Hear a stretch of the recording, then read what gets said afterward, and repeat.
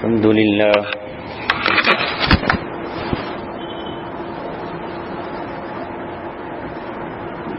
لله نحمده ونستعينه ونستغفره ونؤمن به ونتوكل عليه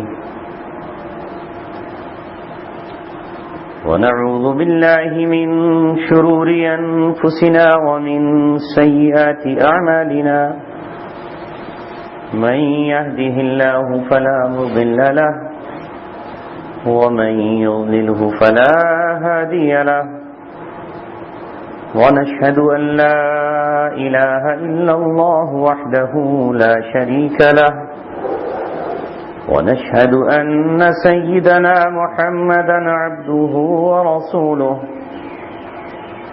صلى الله عليه وعلى آله وصحبه وسلم تسليما كثيرا كثيرا أما بعد قال الله تبارك وتعالى في كتابه الكريم فذكر فإن الذكرى تنفع المؤمنين وقال تعالى في آية أخرى كنتم خير أمة أخرجت للناس تأمرون بالمعروف وتنهون عن المنكر وتؤمنون بالله وقال تعالى ولا تلبسوا الحق بالباطل وتكتموا الحق وأنتم تعلمون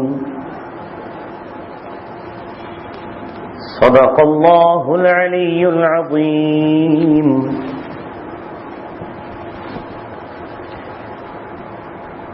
قال رسول الله صلى الله عليه وسلم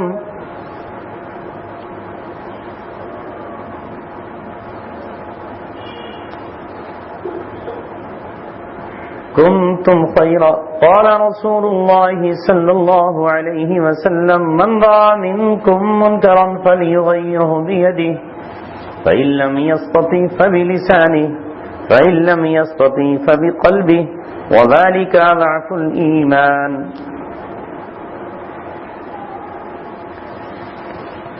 یہ دستور زباں بندی ہے کیسا تیری محفل میں، یہاں تو بات کرنے کو ترستی ہے زباں میری۔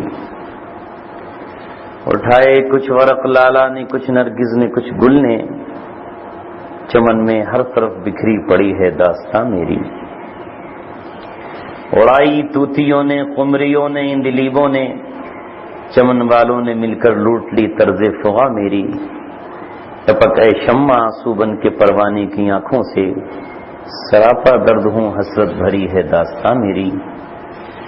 میرا رونا نہیں رونا ہے یہ سارے گلستہ کا، میں وہ گل ہوں خزاں ہر گل کی ہے گویا خزاں میں۔ محترم حضرات، نوجوان دوستوں اور ساتھیوں،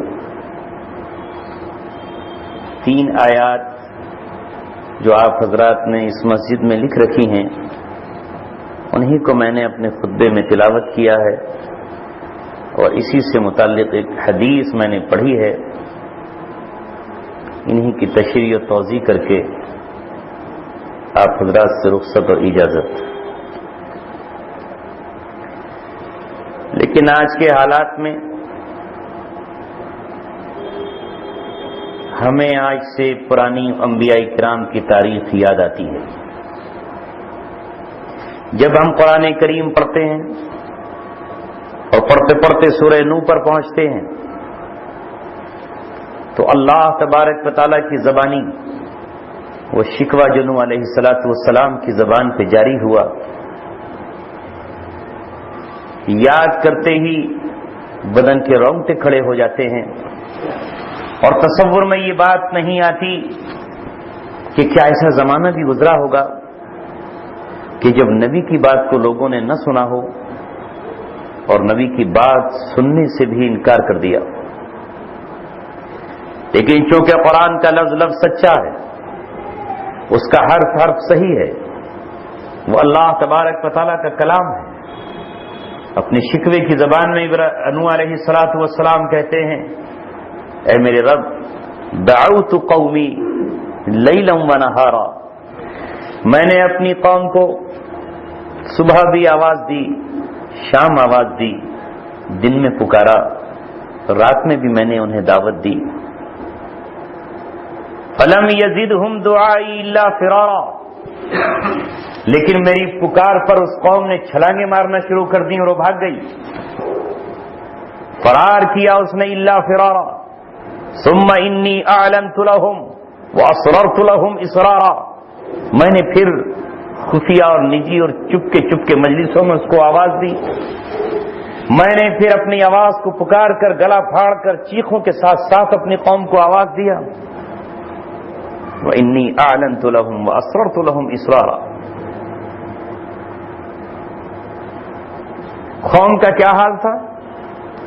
جعلوا اصابعهم فی آذانہم، کانوں میں انگلیاں ٹھونسنے کہ ہم نہیں سنیں گے بات. کس کی بات؟ نبی کی. واستغشوا ثیابہم، اور اپنے اوپر کپڑے ڈال لیے، دیکھنا تک گوارا نہیں کیا. واصروا واستکبروا استکبارا، اڑ گئے اور انہوں نے تکبر کیا. ہم اس کی بات سنیں جس کے پاس نہ دولت ہے نہ ثروت،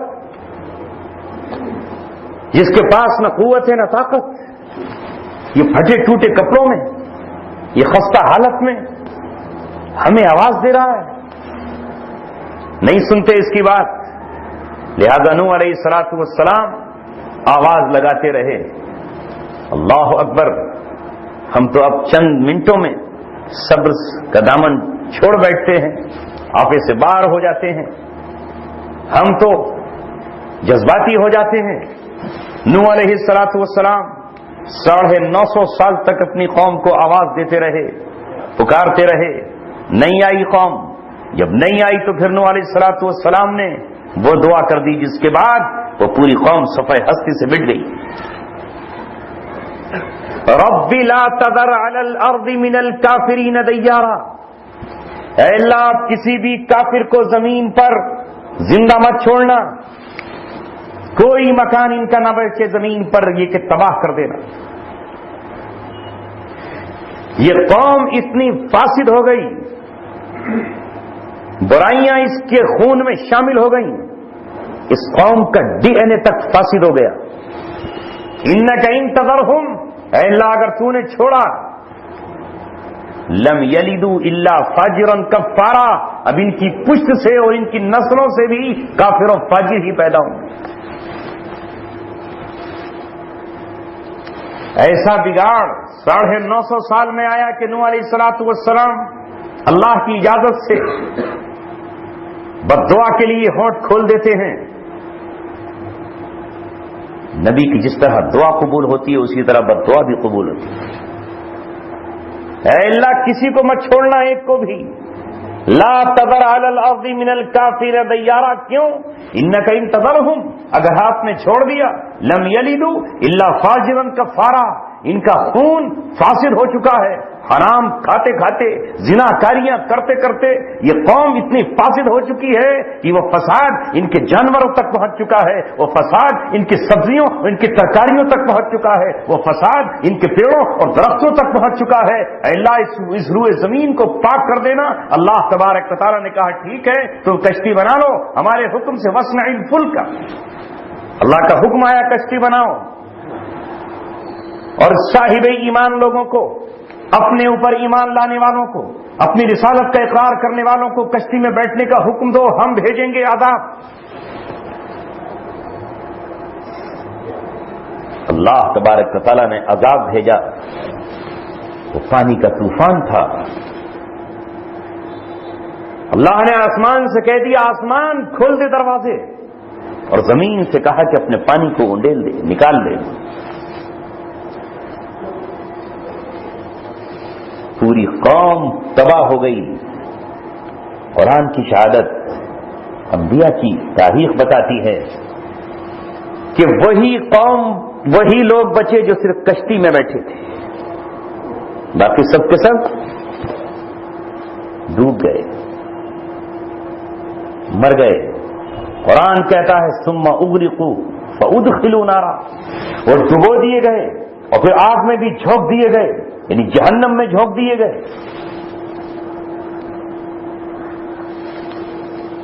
کیسا فساد تھا وہ زمین پر، کتنا طویل فساد تھا کہ اللہ تبارک و تعالیٰ کو پوری زمین پہ پانی بھیجنا پڑا،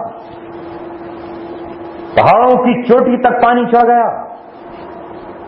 نوح علیہ السلام کے بیٹے نے کہا کہ میں پہاڑ پہ پناہ حاصل کر لوں گا، اللہ کے نبی نے کہا نوح علیہ السلام نے پہاڑ بھی نہیں بچا پائیں گے۔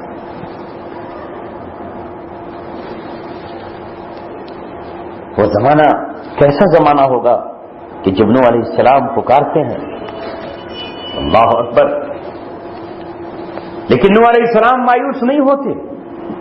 بغاوت کا، انکار کا یہ عالم کہ ان کے گھر میں رہنے والی ان کی بیوی ان کی بات کو قبول نہیں کر رہی،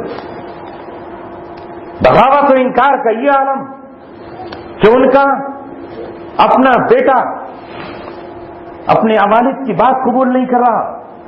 لیکن جب آیا عذاب اللہ تبارک و تعالیٰ کا تو نہ بیوی بچ سکی نہ بیٹا بچ سکا، بلکہ نوح علیہ السلام کے جب لب اپنے بیٹے کی طرف کھلے تو اللہ تبارک و تعالیٰ نے صاف طور پر کہہ دیا وَلَا تُخَاطِبْنِي فِي الَّذِينَ ظَلَمُوا۔ نوح علیہ السلام نے کہا اللہ یہ میرا بیٹا، یہ میرے اہل سے ہے، انہو من اہلی، یہ میرے اہل سے ہے اور تو نے میرے اہل کے بچانے کا وعدہ کیا ہے۔ تو اللہ تبارک و تعالیٰ نے کہا کہ ہمارے یہاں رشتے اور ناطے خون کی بنیاد پر نہیں جانے جاتے، ہمارے یہاں نسب اور حسب نہیں دیکھے جاتے، ہمارے یہاں خاندان اور قوم نہیں دیکھا جاتا۔ تم بے شک میرے رسول و پیغمبر ہو، لیکن وہ اس کا عمل صالح نہیں تھا، انہو عمل غیر صالح۔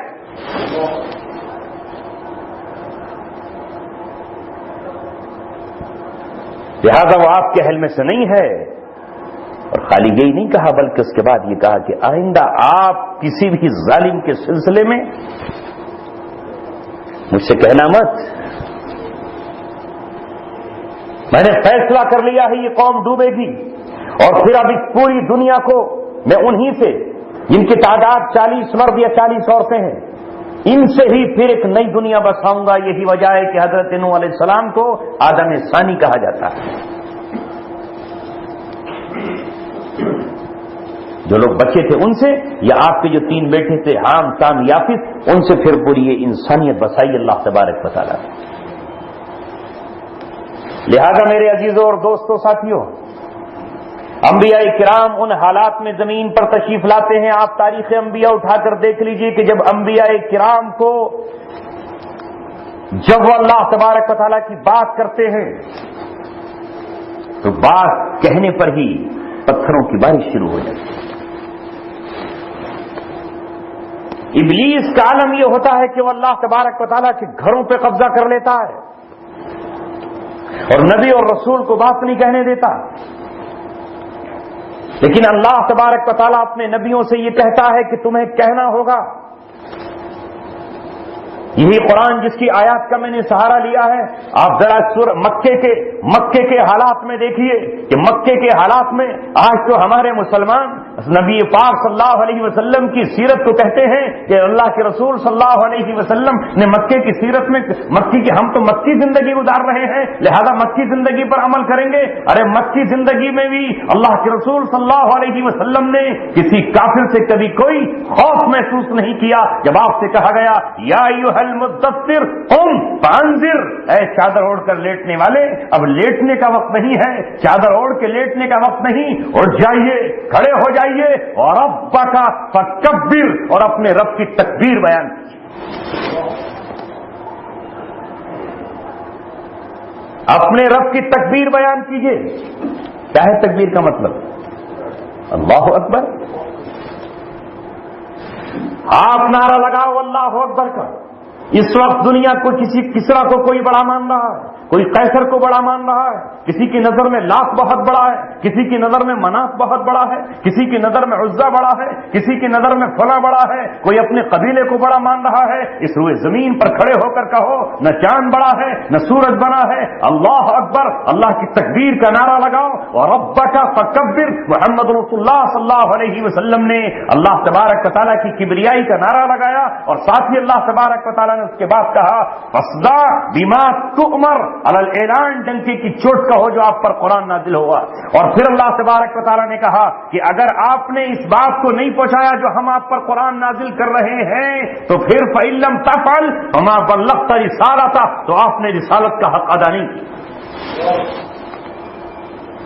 مکے کی زندگی میں صحابہ اور نبی پاک صلی اللہ علیہ وسلم نے تمام قوتوں کے سامنے کھڑے ہو کر اللہ تبارک و تعالیٰ کے کلام اور اس کے قرآن کی تلاوت کی، اور جب یہ پیغام آگے بڑھا تو اس پیغام کو آگے بڑھتے ہوئے جب وہ روکنے کے لیے آگے آئے اور آپ سے کہا کہ ذرا نرمی برت لیجیے، ذرا نرمی برتیے، کبھی ولید بن مغیرہ آ رہا ہے، کبھی عتبہ آ رہا ہے، تو اللہ تبارک و تعالیٰ نے محمد رسول اللہ صلی اللہ علیہ وسلم سے کہا ودوا لو تدہنوا فیدہنون، یہ چاہتے ہیں کہ آپ مداہنت اختیار کریں، آپ نرم ہو جائیں، ہرگز نہیں، فلا تطع کل حلاف مہین، آپ کسی جھوٹی قسمیں کھانے والے، کسی گھٹیا اور کمینے آدمی کی آپ اطاعت نہیں کریں۔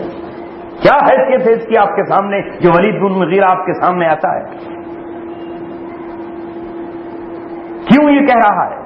اللہ تبارک و تعالیٰ کو اتنا جلال آیا، اللہ تبارک و تعالیٰ کو اتنا غصہ آیا کہ اللہ اس کے عیوب بیان کرتا چلا گیا، فلا تطع کل حلاف مہین ہماز مشاء بنمیم، یہ چغل خور، یہ طعنہ باز، مناع للخیر، خیر سے روکنے والا، آپ اس کی بات مانیں گے؟ بعد ذالک زنیم، اس کے باوجود یہ کہ حرامی ہے۔ اللہ تبارک و تعالیٰ نے ثابت کر دیا کہ یہ ثابت النسب نہیں ہے، یہ اپنے آپ کو جو قریشی ہونے کا دعویٰ کر رہا ہے یہ قریشی نہیں ہے۔ مفسرین نے لکھا ہے کہ جب یہ آیت آئی تو صحابہ، نام نہیں آیا تھا اس میں، لیکن صحابہ سمجھ گئے کہ اشارہ ولید بن مغیرہ کی طرف ہے جس کی یہ خصلتیں ہیں۔ جب قرآن اترا تو یہ ولید بن مغیرہ اپنی ماں کے پاس تلوار لے کر پہنچ گیا اور کہا کہ بتا میں کس کی اولاد ہوں ورنہ تیری گردن اڑا دوں گا، قرآن سچ کہتا ہے، اس نے مجھے حرامی کہہ کر پکارا ہے، بتا میں کس کی اولاد ہوں۔ تو اس کی ماں نے کہا میں بھی بتاتی ہوں، تیرا باپ نامرد تھا، اس سے کوئی اولاد نہیں ہو رہی تھی، تو جنگل میں ایک چرواہے سے میں نے زنا کرا لیا تھا مجبوراً، تو اس کی اولاد۔ یہ ہے قرآن۔ اللہ تبارک و تعالیٰ نے محمد رسول اللہ صلی اللہ علیہ وسلم سے کہا انا نحن نزلنا علیک القرآن تنزیلا، ہم نے آپ پر قرآن کو بتدریج نازل کر دیا ہے۔ فلا تطع منہم آثما او کفورا، کسی گناہ گار کی بات آپ نہ مانیں اور نہ کسی کافر کی آپ بات مانیں۔ تو قرآن کھلے عام کہہ رہا ہے، آپ ماننے کے لیے نہیں آئے بلکہ آج کے بعد سب آپ کی بات مانیں گے۔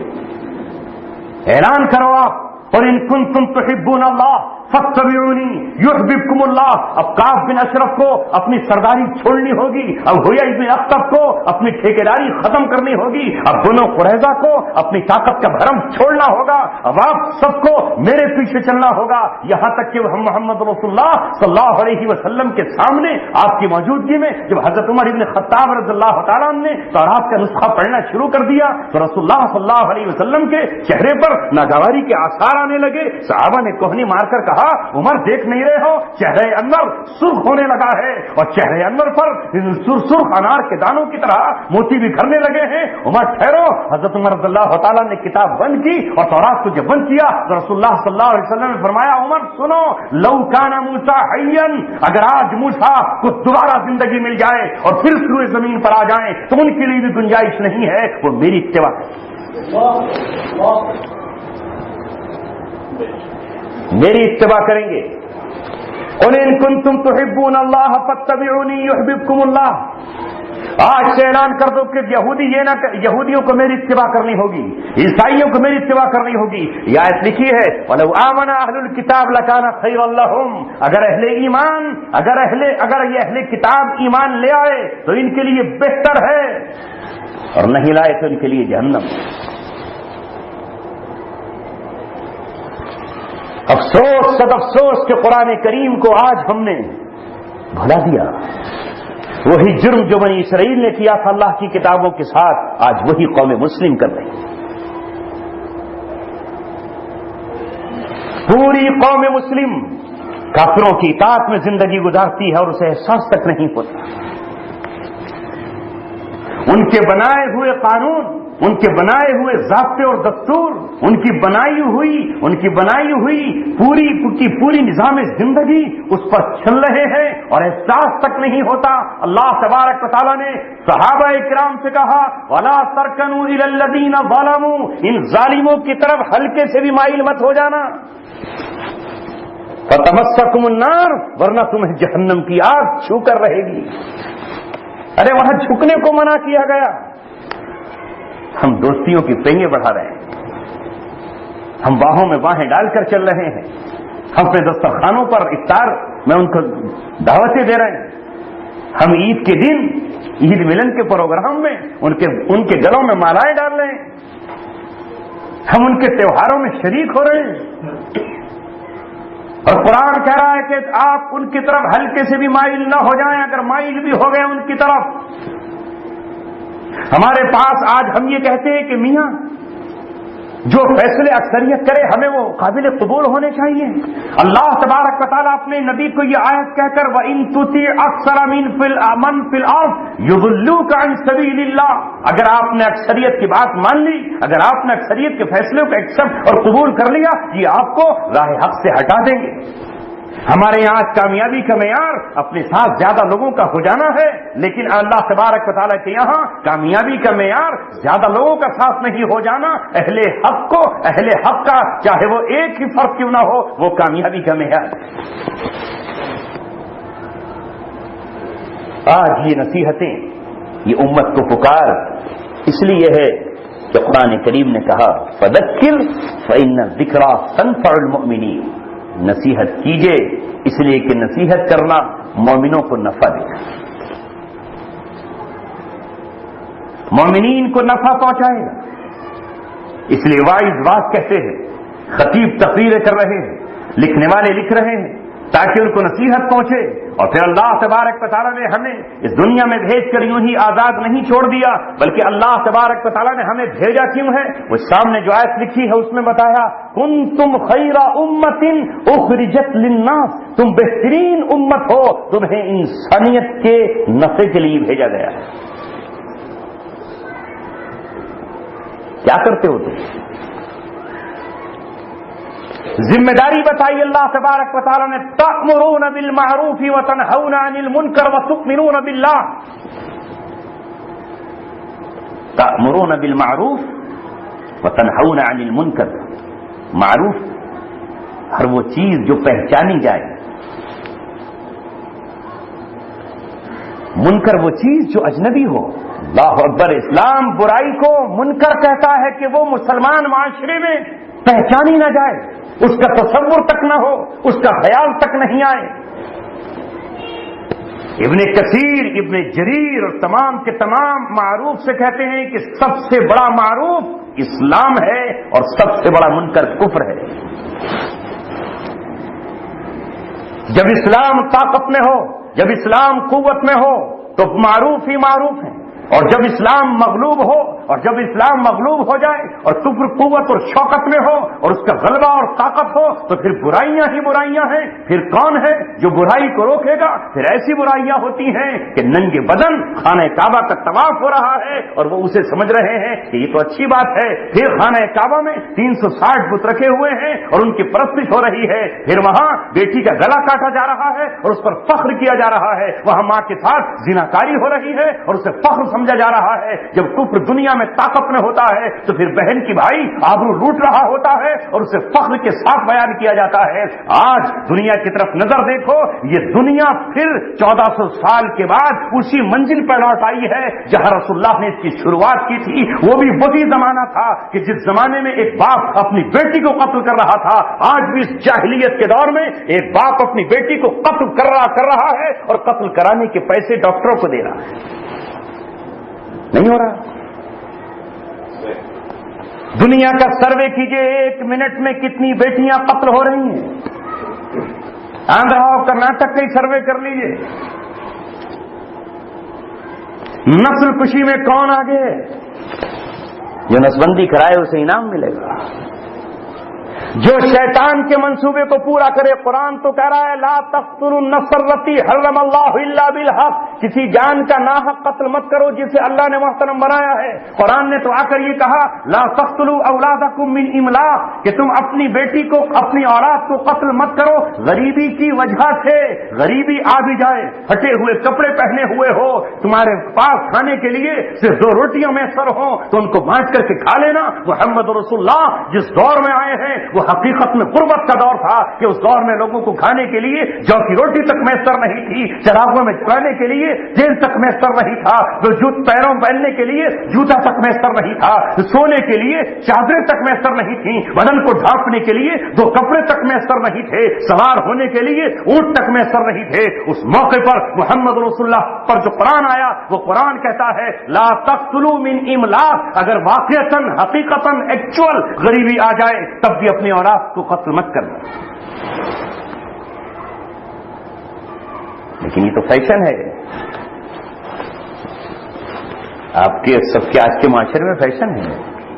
بات ان کی چھوڑو جو اور شیطان کے پجاری اور شیطان کے پرستار ہیں, جو رحمان کو نہیں مانتے اور وہ یہ کہتے ہیں کہ پاپولیشن کے بڑھ جانے پر, جن سنکھیا کے بڑھ جانے پر بوجھ اور معاش ہے, میں تو صرف 2 ہی بچوں کو اپنے پالوں گا. ان کی طرح مت دیکھو جو چائنا میں رہتے ہیں جہاں زندہ بچوں کو بھون کر کے کھایا جاتا ہے, اور جہاں 2 بچے کے بعد کسی کو تیسرے بچے پیدا کرنے کی اجازت نہیں ہے, جہاں تشتریوں میں اور جہاں ہوٹلوں میں بچے سجا کر کے کھانے کے طور پر پیش کیے جا رہے ہیں. کیا مسلمان اس منکر کو روکنے کے لیے نہیں آیا؟ کیا مسلمان ان کے ہاتھوں میں ہتکڑیاں لگانے نہیں آیا؟ کیا رسول اللہ صلی اللہ علیہ وسلم جب آ گئے تو آپ کے آنے کے بعد کوئی اپنی بچی کو زندہ درگور کر سکتا تھا؟ اور قرآن نے پھر کہا لا تقتلوا اولادکم من خشیۃ املاق, ابھی غریبی آئی بھی نہیں, صرف غریبی کے خوف سے اپنی اولاد کو قتل مت کرنا. کہ ابھی تو غریبی آئی نہیں ہے اور قتل کیا جا رہا ہے, اولادیں قتل ہو رہی ہیں یہاں سے لے کر کے امریکہ تک, اور فرانس سے لے کر کے برطانیہ تک, اور چائنا سے لے کر کے پوری دنیا جاہلیت کی زد میں ہے. اور کوئی بیٹی کسی عدالت میں جا کے یہ نہیں کہہ سکتی کہ آخر مجھے کیوں قتل کر دیا ہے, میرا قصور کیا تھا.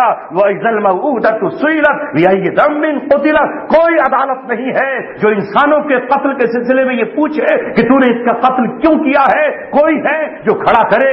ہاں, اس لیے کہ دنیا پر جانوروں کی حکومت ہے. اگر ہرن کو مار دیا جائے تو عدالت کے کٹہرے میں کھڑا کر دیا جائے گا. جنگلی شیر کو مار دیا جائے تو عدالت کے کٹہرے میں کھڑا کر دیا جائے گا. اگر کسی چیتے کو مار دیا جائے تو عدالت میں کھڑا کر دیا جائے گا. اس لیے کہ جانوروں کی حکومت جانوروں کے تحفظ کے لیے ہے. انسان کی تو قتل کی اور اس کے خون کی کوئی قیمت نہیں ہے, کوئی پوچھنے والا تک نہیں ہے کہ آخر اسے کیوں کھایا, اس درندے کو کیا مارنے کا حق ہے یا نہیں ہے. ابھی 1 مہینہ پہلے دلی کے چڑیا گھر میں ایک بچہ شیر کو دیکھنے کے لیے گیا, ورجے پر چڑھ گیا, نیچے اترنے کے بعد اسے شیر اپنے جوڑوں میں بھر کر کے لے گیا. ہے کوئی عدالت جو اس کے خون کے قطروں کا اس شیر سے حساب لے سکے؟ اس شیر کو آج بھی کلیجہ کھلایا جا رہا ہے اور وہ بچہ اپنی ماں کی کوکھ سے بات چھین لیا.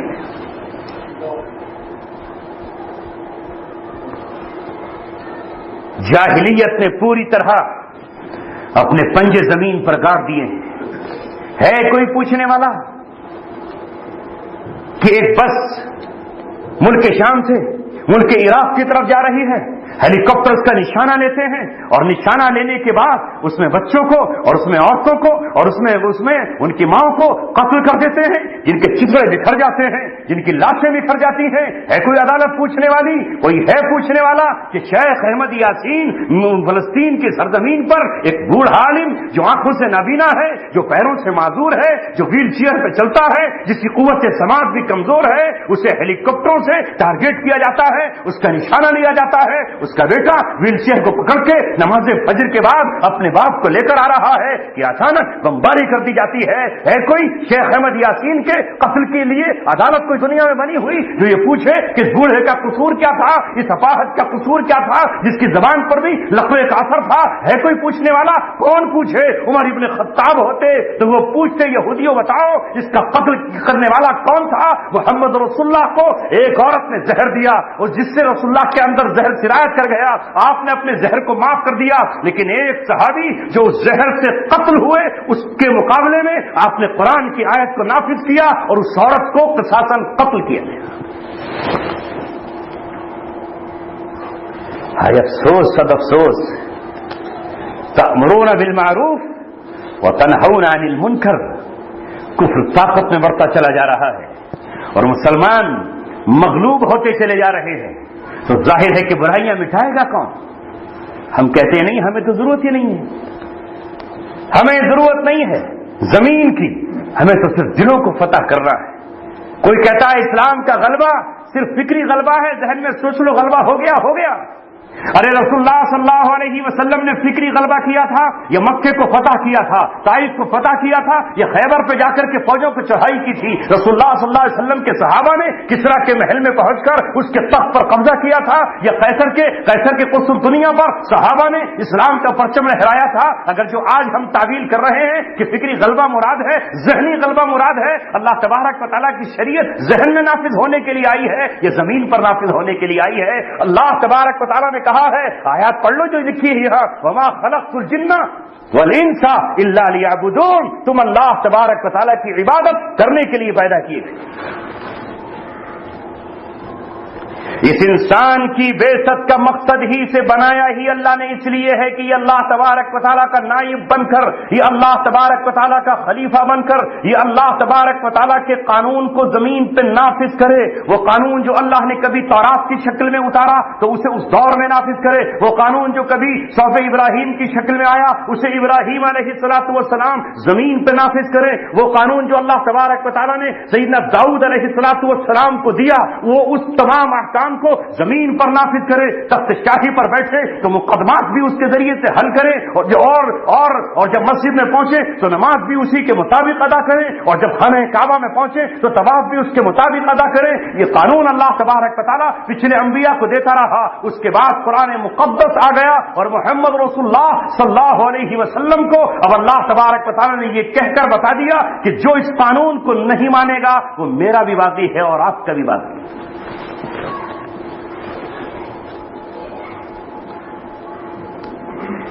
اب میں آتا ہوں اس تیسری آیت کی طرف، وَلَا تَلْبِسُوا الْحَقَّ بِالْبَاطِلِ وَتَكْتُمُوا الْحَقَّ وَأَنْتُمْ تَعْلَمُونَ۔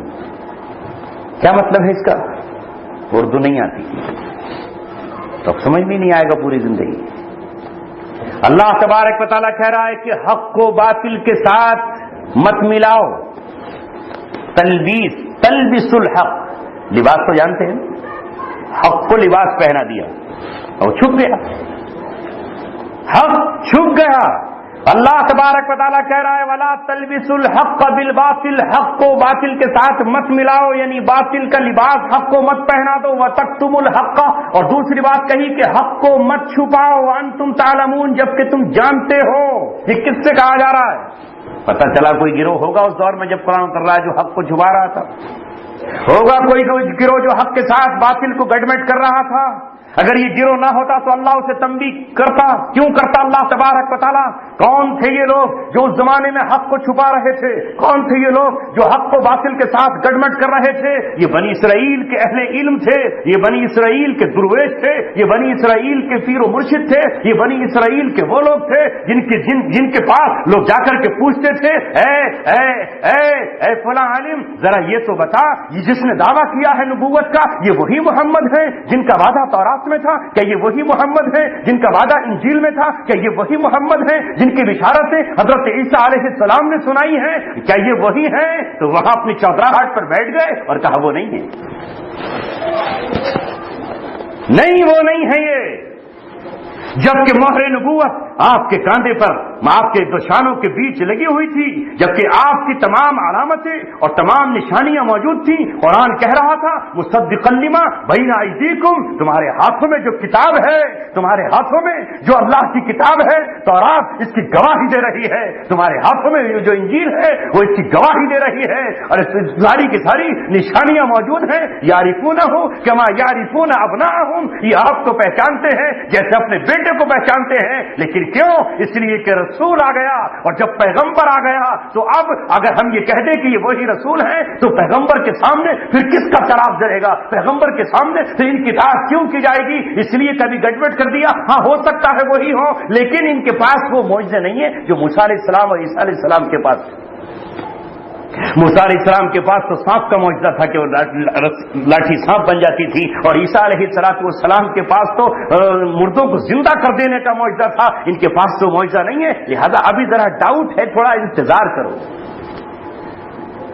انتظار کرتے کرتے 13 سال مکہ کے گزر گئے، جب اہل مکہ جو ان پڑھ تھے، جو امی تھے، جو بنو اسماعیل تھے، ان بنو اسحاق کے پاس آئے، جو اہل کتاب تھے اور پوری دنیا پر قبضہ کیے بیٹھے تھے، کوئی شاعر بن کے اپنے پاس مجمع لگائے بیٹھا تھا، اور کوئی عالم بن کے اپنے پاس مجمع جمائے بیٹھا تھا، اور کوئی عراف بن کے قیافہ شناس بن کے مجمع لگائے بیٹھا تھا، اور کوئی نجومی اور کاہن بن کے اپنے آپ لوگوں کو لیے بیٹھا تھا۔ جب قریش مکہ وہاں پہنچے تو قریش مکہ سے جا کر قریش مکہ سے یہ کہہ دیا کہ نہیں، ہمیں یہ نظر نہیں آ رہے کہ وہی ہیں، تم حق پر ہو اور یہ باطل پر ہیں، یعنی کفر کو حق پر ثابت کر دیا اور حق کو باطل ثابت کر دیا، اور کبھی انہیں سوالوں میں الجھا دیا، کہا کہ جا کے ان سے یہ پوچھنا کہ اصحاب کہف کون تھے، ذرا ان کا جواب دیجئے، روح کیا ہے ذرا اس کا جواب دیجئے، وہ ذوالقرنین کا کیا قصہ ہے ذرا اس کا جواب دیجئے، اگر جواب دے دیں تو سچے نبی ہیں، اور جواب نہ دیں تو پھر جھوٹے ہیں اور یہ نبی نہیں ہے۔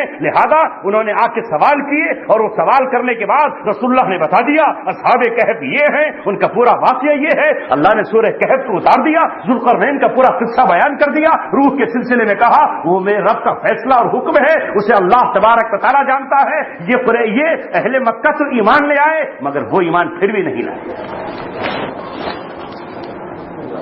اللہ حفاظت فرمائے۔ علماء نے لکھا ہے کہ حق کا چھپانا اتنا بڑا جرم ہے کہ پوری قوم یہود ایمان سے محروم ہو گئی، کوئی اور جرم نہیں تھا، کوئی اور جرم نہیں تھا، صرف حق کو چھپانے کی بنیاد پر محروم ہوئی، یہاں تک کہ وہ لوگ جو حق کو جانتے نہ تھے وہ تو آپ کے مقابلے پر نکلے، یہ تو مقابلہ بھی نہیں کر پائے، مقابلے پر تو نہیں نکل پائے، لیکن صرف حق کے چھپانے کی بنیاد پر ان کے چند افراد کو چھوڑ کر باقی پوری کی پوری قوم کو اللہ تبارک و تعالیٰ نے ایمان سے محروم کر دیا۔ حالانکہ اگر ایمان لے آتے تو اللہ کا ضابطہ یہ تھا کہ انہیں دوہرا ثواب ملے۔ میرے دوستوں اور عزیزوں، اللہ کے رسول صلی اللہ علیہ وسلم نے ہمیں بیان ہم سے کہا، بڑی ذمہ داری ہے آج، بہت بڑی ذمہ داری ہے اس امت پر کہ وہ حق کو حق کہے اور باطل کو باطل کہہ کر ڈنکے کی چوٹ کہے۔ قرآن کریم نے کہا حالانکہ تم سے عہد دیا گیا تھا کہ لَتُبَيِّنَنَّهُ، تم ضرور بیان کرو گے، وَلَا تَكْتُمُونَهُ أَبَدًا، اور تم ہرگز حق کو نہیں چھپاؤ گے، مگر تم نے حق کو چھپا لیا اور تم حق سے بیگانہ ہو گئے۔ اللہ تبارک و تعالیٰ نے ایسے اہل علم کی مثال بیان کرتے ہوئے قرآن کریم میں زبردست تحدید فرمائی، اور اللہ تبارک و تعالیٰ نے کہا سنو، مَثَلُ الَّذِينَ حُمِّلُوا التَّوْرَاةَ ثُمَّ لَمْ يَحْمِلُوهَا، کہ جن لوگوں کو تورات کی ذمہ داری دی گئی تھی، جن کو اللہ نے تورات دی، یعنی اب جب تورات ان کو مل گئی، جب ان کو اہل علم بنا دیا گیا تو اب وہ آٹومیٹک ذمہ دار بن گئے. ان پر فرض تھا کہ وہ تورات کی نشانیوں کو بیان کرتے، ثم لم يحملوها، لیکن انہوں نے اس ذمہ داری کو ذمہ داری نہیں سمجھا، اسے نہیں نبھایا. اللہ فرماتا ہے کہ ان کی مثال کمثل الحمار، گدھے کی طرح ہے، يحمل اسفارا، کہ جس طرح گدھا اپنے کمر پہ کتابیں لادے ہوتا ہے. اور ان پر سمجھے گا کہ بہت بڑا عالم ہے. ان کی کتابیں اور ان کی لائبریریاں اور ان کے سجے ہوئے کتب خانوں کو اللہ تبارک و تعالیٰ نے گدھے کے اوپر کتابیں لادنے سے لازم کیا ہے. اللہ تبارک و تعالیٰ کے یہاں وہ محبوب نہ بن سکے، حالانکہ محبوبیت کا دعویٰ کر رہے تھے. جب حق آ گیا تھا تو حق کے بعد انہیں حق کی حمایت کرنا چاہیے تھی. رسول اللہ کے آنے کے بعد انہیں آپ کے ہاتھ پر بیعت کرنا چاہیے تھی. ان کے آ جانے کے بعد محمد رسول اللہ صلی اللہ علیہ وسلم کی رسالت کا اقرار کر لینا چاہیے تھا. مگر ان کی حرص بڑھتی چلی گئی اور اللہ تبارک و تعالیٰ یہ کہتا ہے اس حرص کی کوئی پہچان نہیں ہے. یہ حریص عام انسان بھی ہو سکتا ہے، یہ حریص اہل علم بھی ہو سکتا ہے. اور قرآن نے بلم باورا کا واقعہ بیان فرمایا کہ جب موسیٰ علیہ السلام مبعوث کر کے بھیجے گئے، انہوں نے اپنی قوم کے پاس جا کر اللہ تبارک و تعالیٰ کا پیغام سنایا. تو لوگ اکٹھے ہو کر موسیٰ علیہ السلام کے خلاف دعا کرانے کے لیے گئے، دعا کرانے کے لیے بلم باورا کے پاس گئے. بلم باورا اس وقت کا عالم بھی تھا، عابد بھی تھا اور بڑا متقی تھا. لوگوں نے لکھا ہے کہ وہ مستجاب الدعوات تھا، اس مقام پر تھا کہ اللہ اس کی دعائیں قبول کرتا تھا. جب اس قوم نے کہا موسیٰ نے آ کے ہمیں تنگ کر دیا ہے، بار بار کہتا ہے فرعون کے خلاف کھڑے ہو جاؤ، اٹھ کھڑے ہو فرعون کے خلاف، اس کی غلامی کی زنجیریں توڑ دو اور فرعون کے خلاف اٹھ کھڑے ہو، آؤ مجھے اللہ کا رسول مانو اور فرعون ہمیں ستا رہا ہے، اس موسیٰ کے خاتمے کی دعا کر دو، نجات مل جائے. نجات کہاں سے آ گیا؟ نعوذ باللہ. پہلے تو اس نے کہا ارے رسول کے خلاف، نبی کے خلاف میں بددعا نہیں کر سکتا، لیکن قوم کی جیب میں اشرفیاں سونا اور چاندی تھا. جب کھنکتے ہوئے سکے اس کے سامنے ڈالے تو راج ٹپکنے لگی اور اس کے بعد اس نے بددعا کے لیے اپنی زبان کھولنا چاہی تو اللہ تبارک و تعالیٰ نے اس کی زبان کو لٹکا دیا، لٹک گئی کتے کی طرح. اور قرآن نے کہا فَمَثَلُهُ كَمَثَلِ الْكَلْبِ، اس کی مثال کتے کی سی ہے. يَحْمِلْهُ يَلْهَثْ أَوْ تَتْرُكْهُ يَلْهَثْ، اس پہ کچھ لاد دو تو بھی ہانپے گا اور کچھ نہ ہو تب بھی ہانپے گا. یعنی اللہ نے کہا سب سے زیادہ حریص کتا ہے، کوئی جانور اتنا حریص نہیں ہے. پیٹ بھر جائے تو اس کی زبان اندر چلی جاتی ہے، پیاسا ہو تو اس کی زبان باہر آتی ہے، لیکن پیاس بجھ جائے تو زبان اندر چلی جاتی ہے. لیکن یہ کتا اتنا حریص ہے کہ کھانے کے بعد بھی پھر لٹکی ہوئی ہے، ٹپک رہی. بس میرے ساتھیوں عزیزو، بہت ڈرنے کا مقام ہے. یہ آیات ڈرا دینے والی ہیں. اللہ تبارک و تعالیٰ کہہ رہا ہے قرآن میں لولا ینہاہم الربانیون والاحبار، کیوں ان کے درویشوں نے، ان کے پیروں نے اور کیوں ان کے علماء نے قوم کو نہیں روکا عن اکلہم السحت وقولہم الاسم، حرام کھانے سے کیوں نہیں روکا اور انہوں نے رشوتیں لینے سے کیوں نہیں روکا؟ اپنی قوم کو ان کی ذمہ داری تھی کہ یہ روکتے. جب وہ وعیدیں بنی اسرائیل پر آ سکتی ہیں تو آج وہ وعیدیں ہم پر بھی آ سکتی ہیں. آج ذمہ داری ہے اہل حق کی کہ باطل حق کے ساتھ باطل کو گڈمٹ کیا جا رہا ہے، نہیں بتایا جا رہا. مسئلے کام آدمی کہہ رہا ہے، میں اس کی زندہ مثال پیش کر رہا ہوں کہ کہا جا رہا ہے کہ دہشت گردی اسلام میں نہیں ہے، اور کھڑے ہو کر مسلمان بھی کہہ رہا ہے کہ ہاں دہشت گردی اسلام میں نہیں ہے. ارے یہ بتاؤ کہ دہشت گردی کسے کہتے ہیں؟ اس کا مطلب یہ ہے کہ دنیا میں اگر کسی خطے پر جہاد ہو رہا ہے اور کسی خطے پر اسلام کے نفاذ کی کوششیں ہو رہی ہیں تو اسے بھی ہم کہہ رہے ہیں دہشت گردی ہے. جسے وہ دہشت گردی کہہ رہے ہیں اسے ہم دہشت گردی کہہ رہے ہیں.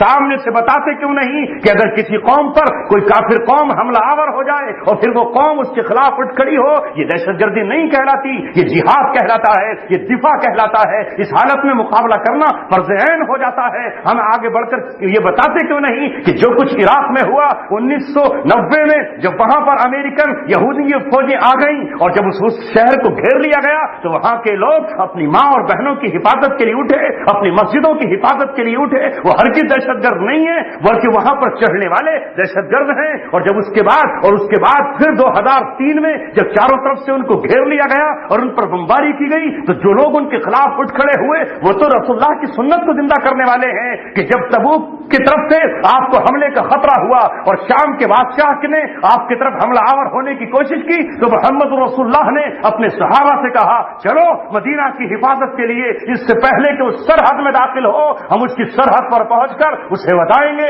کہ ہم خالی ہاتھ نہیں ہیں. غزوہ تبوک سن 9 ہجری میں ہوا ہے. رسول اللہ کا یہ غزوہ ہے. اس میں رسول اللہ نے نفیر عام کیا اور آپ مدینہ سے نکل کر تبوک کے مقام پر پہنچ گئے جو اس وقت میں اس سپر پاور طاقت کی سرحد تھی. محمد رسول اللہ نے مدینہ کا دفاع کیا. غزوہ احد میں بھی دفاع کیا. جب آپ نے خندقیں کھودی, جب رسول اللہ خندقیں کھود رہا ہے اور دفاع کر رہا ہے کہ فاطمہ کی عزت کی مجھے عزت کے لیے مورچوں پر بیٹھنا ہے, مجھے عائشہ کی عزت کے لیے مورچوں پر بیٹھنا ہے, مجھے مسجد نبوی کی حفاظت کے لیے مورچوں پر بیٹھنا ہے. لہذا اگر آج دنیا کے کسی خطے میں وہ چاہے فلسطین ہو اور چاہے عراق ہو اور چاہے افغانستان ہو اور چاہے 1857 یا اس سے پہلے کا ہندوستان ہو, اگر باہر یہ کافرہ فوجیں کسی ملک میں داخل ہو جاتی ہیں اور وہاں کی قوم اٹھ کھڑی ہوتی ہے تو دہشت گردی نہیں, وہ اسلام کا دفاع اور رسول اللہ کی سنت ہوتی ہے. یہ ہمیں بتانا ہوگا, یہ ہمیں دنیا کے سامنے ثابت کرنا ہوگا اور ظاہر کرنا ہوگا. اگر نہیں کریں گے تو اللہ تبارک و تعالی ہمیں بھی ایسے ہی اپنے در سے دھتکارے گا جیسے قوم بنی اسرائیل دھتکاری.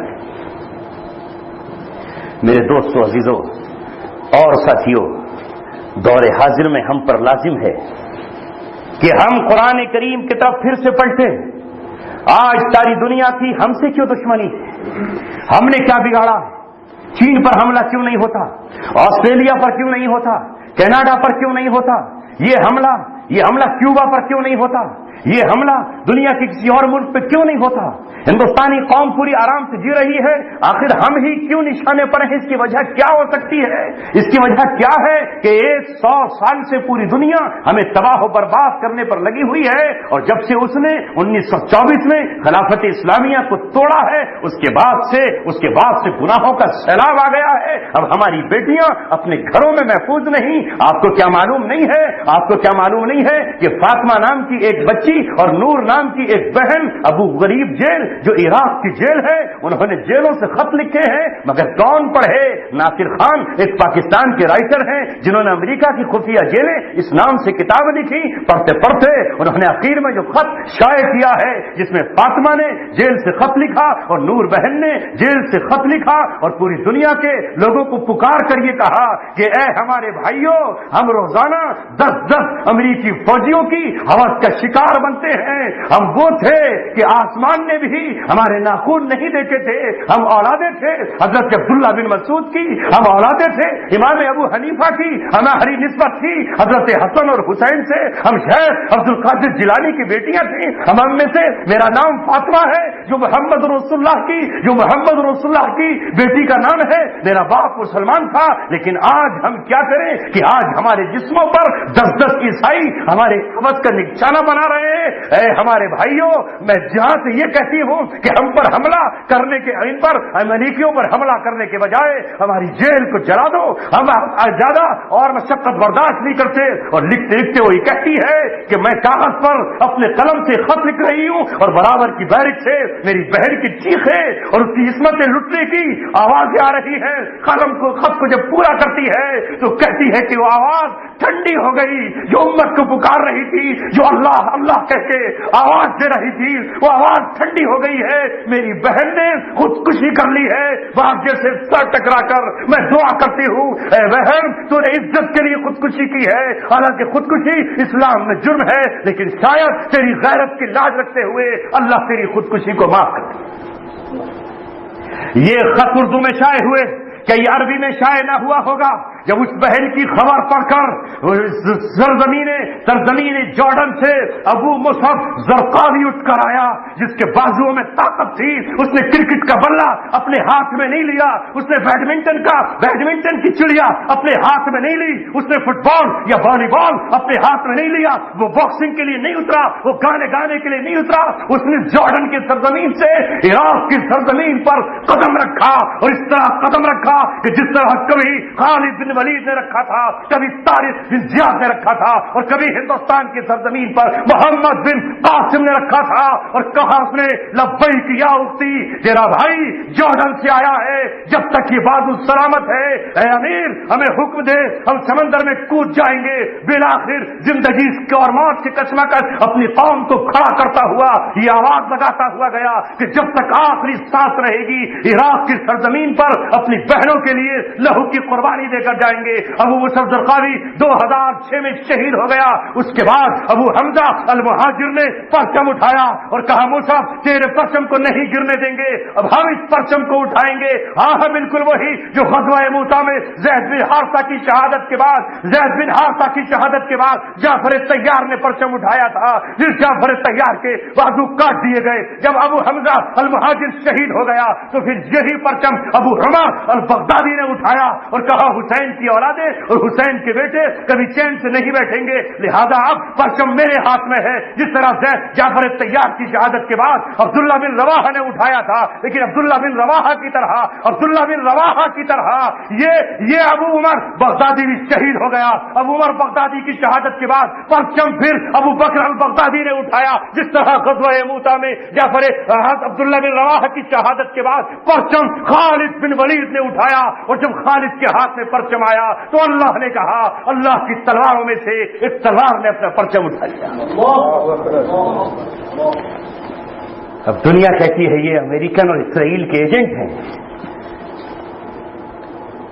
امریکن اسرائیل کے ایجنٹ ابو غریب جیل سے اپنی بہنوں کو چھڑا کر لائیں گے، اپنی بیٹیوں کو چھڑا کر لائیں گے، 1450 برس پرانی تاریخ کو دہرائیں گے، وہ زانیوں پر زنا کی سزا لگائیں گے، وہ قاتلوں پر قتل کی حد جاری کریں گے، وہ چوروں پر ہاتھ کاٹنے کی حد جاری کریں گے، وہ صنم اکبر کی حدود کو توڑ دیں گے۔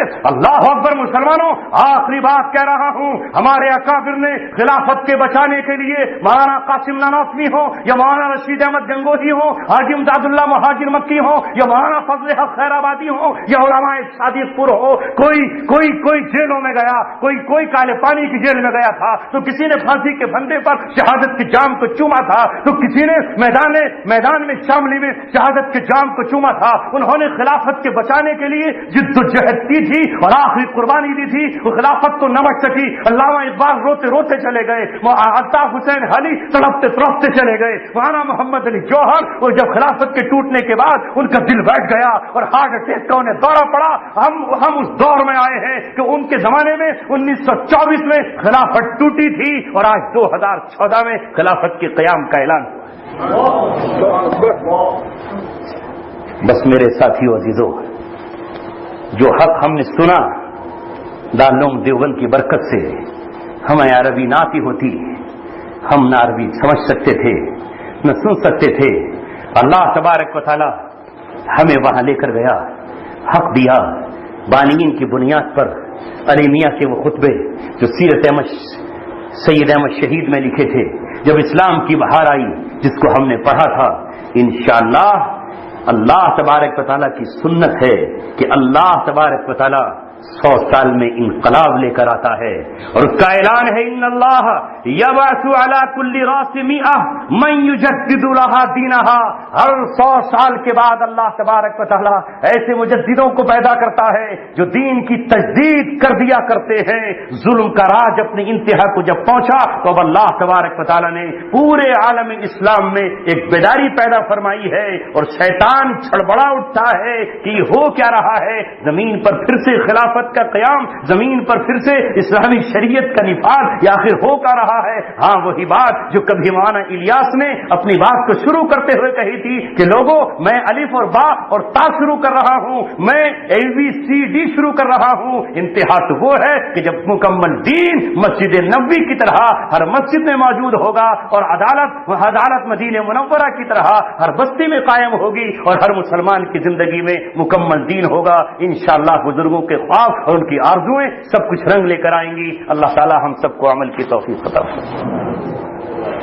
اللهم صل على سيدنا ونبينا وشفيعنا وسندنا وحبيبنا ومولانا محمد يا رب صل وسلم دائما ابدا على حبيبك خير الخلق كلهم۔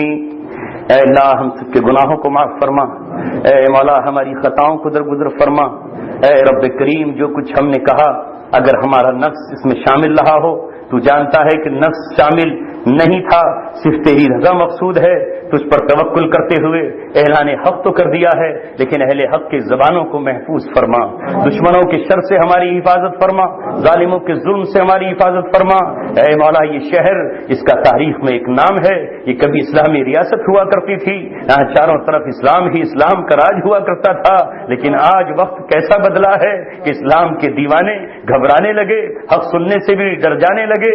اے مولا کریم پھر سے ہماری نسلوں کو جرأت عطا فرما، ہماری نسلوں کو مولا کریم اسلام سے محبت عطا فرما۔ پوری دنیا کا منظرنامہ بدل رہا ہے، اے مولا کریم اس بدلتے وقت میں اسلامی انقلاب سے ہم سب کو منور فرما، اسلام کے انقلاب میں ہماری حصہ داری شامل فرما، ہماری زبان کی طاقت اور ہمارے دل کی قوت کو اس میں شامل فرما، ہمارا مال اور ہمارا لہو اور پسینہ اسلام کی آبیاری کے لیے قبول فرما۔ اے مولا وہ کتنی خوش نصیب ماں ہے جس نے مکے کی سرزمین پر سمیہ بن کر اسلام کو پہلی قربانی پیش کی اور اسلام کے پیڑ کو اپنا خون دے کر سینچا۔ اے مولا کریم وہ کتنا خوش نصیب نبی کا چچا ہے جس نے اپنے ٹکڑے کرا کر اسلام کے چمن کو احد کے میدان میں لالا زار بنا دیا۔ وہ کتنا خوش نصیب مصعب بن عمیر ہے جو پرچم اسلام کو تھامے ہوئے تو اس سے جا ملا۔ وہ کتنا خوش نصیب فاطمہ کا لفظ جگر ہے جو کربلا کے میدان میں خلافت کی بحالی کے لیے نکلا تو تنہا قربان نہ ہوا بلکہ ساتھ میں اپنے بچوں کو بھی لے گیا اور اپنی معصوم اولادوں کو لے گیا اور کٹا ہوا سر لے کر رسول اللہ کی خدمت میں پہنچا کہ نانا جان زندگی میں ہم نے باطل نظام کے سامنے سر نہیں جھکایا، سر دے کر آئے ہیں، سر جھکا کر نہیں آئے۔ رسول اللہ نے پیشانی کو بوسہ دیا ہوگا، فاطمہ نے اپنے بیٹے کے ہونٹوں کو چوما ہوگا، واہ تو نے ہمارا حق ادا کر دیا ہے۔ اے رب کعبہ، اے خالق کائنات، حضرت حسین سے ہمیں محبت تو ہے، دنیا میں اس قابل تو کر دے کہ حضرت حسین کے سامنے جا کر کھڑے ہو سکے اور کہہ سکے کہ ہم نے تمہاری سنت کو زندہ کیا ہے، تمہاری سنت پہ ہم قائم رہے، ہم نے بھی ظالموں سے ہاتھ نہیں ملایا اور ہم نے بھی ساری دنیا سے دشمنی اسلام کی خاطر مول لی ہے۔ اے مولا جسم پر کوئی ایسا نشان دینا جس کی بدولت ہم حضرت حسین کے سامنے کھڑے ہو۔ اے اللہ ہماری دعاؤں کو قبول فرما، ہماری تگودو قبول فرما۔ یہ امت بلک رہی ہے، یہ امت تڑپ رہی ہے، رہبروں کی جانب دیکھ رہی ہے۔ اے اللہ اسے عمدہ رہبر نصیب فرما، عمدہ رہبر عطا فرما۔ اور مولا کریم اب تو نے جب فیصلہ کر ہی لیا ہے باطل کو ڈبونے کا اور باطل کو خاک میں ملانے کا تو انہیں ان کی قتل گاہوں کی طرف لے ہی آیا ہے، تو پھر مولا کریم بدر کا تسمہ امت کو دکھا دیجیے اور غزوہ احزاب پر جس طرح رسول اللہ نے خندق پہ کھڑے ہو کر کہا تھا الا نغزوہم ولا یغزوننا، یہ کفر کا آخری حملہ تھا، اب یہ شکست سے دوچار ہو چکا ہے۔ اے مولا اس آخری صلیبی حملے کو آخری بنا دیجئے، اب امت کے ثبوتوں کو پوری دنیا میں پہنچا دیجئے، ہم ان کے بیڑوں کو سمندر میں ایسے ہی جاتا ہوا دیکھیں جس طرح سعد بن وقاص نے دریائے دجلہ میں گھوڑے ڈالے تھے۔ اے مولا ہم ان کی کشتیوں کو اسی طرح پار ہوتے ہوئے دیکھیں جس طرح حضرت امیر معاویہ رضی اللہ تعالیٰ عنہ کے دور میں قبرص کی طرف فوجیں نکل رہی تھی اور قسطنطنیہ کی طرف صحابہ جا رہے تھے۔ اے رب کعبہ ہم نے غموں کے دن دیکھے ہیں، اب خوشیوں کے دن بھی دکھا دیجئے، ہم نے غموں کی راتیں دیکھی ہیں، اب سنہری اور خوبصورت مسکراتی ہوئی راتیں ہمیں دکھا دیجئے، ہم نے امت کے سورج کو غروب ہوتے اور ڈھلتے ہوئے دیکھا ہے۔ اے مولا اب اسلام کے سورج کو ابھرتے اور چمکتے ہوئے دکھا دیجئے، باطل کی قوت کو فنا کر دیجئے اور اس امت کو ایک فرما دیجئے، اس کے دلوں کو اسلام کی طرف موڑ دیجئے۔ اے مولا وہ لوگ، وہ نوجوان جو اس امت کی عزت، اس امت کی بقا، اس اس امت کے شر اور اس امت کے دفاع کی یہ قربانیاں دے رہے ہیں. اے مولا ان کی قربانی کو قبول کرتے ہوئے پوری امت کے اجتماعی گناہوں کو معاف فرما دیجیے, امت کی اجتماعی خطاؤں کو معاف فرما دیجیے. اے مولا اسلام کے ان شیروں کو جنہوں نے واقعی آج حضرت حمزہ اور خالد بن ولید اور طارق بن زیاد, عبداللہ بن رواحہ اور جعفر الطیار کی تاریخ کو زندہ کر دیا ہے. اے مولا کریم, اے رب کعبہ, ان کے لہو کی قربانی سے اسلام کے چمن کو سینچ دیجیے. ہم تیرے گھر میں بیٹھے, جو تو نے اجازت دی وہ ہم نے کہہ دیا, جو غلطی ہوئی وہ ہمارے نفس کی شرارت تھی, اور مولا کریم جو حق کہا وہ آپ کی طرف سے عنایت تھی. اے مولا کریم ہمارے نفس کی خطاؤں کو معاف فرما دیجیے, اور اپنی عطاؤں کی بدولت جو آپ نے کہلوایا ہم اس کا شکریہ ادا کرتے ہیں. یہاں آئے ہوئے ہر نوجوان کی دعا کو قبول فرما. اس نام پر بزرگ رک گئے جن کی تکلیفیں بھی تھیں, گھٹنوں میں درد تک تھے, لیکن بیٹھے رہے. اے اللہ سبحان اللہ الحمدللہ کا نعرہ اپنی زبان سے لگاتے رہے. ان کی حمد و ثنا کو قبول فرما, ہماری عبادات قبول فرما. اے رب کعبہ ہماری ان دعاؤں کو اپنے فضل سے اور اپنے نبی کے توفیل میں قبول فرما. سبحان ربک رب العزت عما یصفون وسلام علی المرسلین والحمد للہ.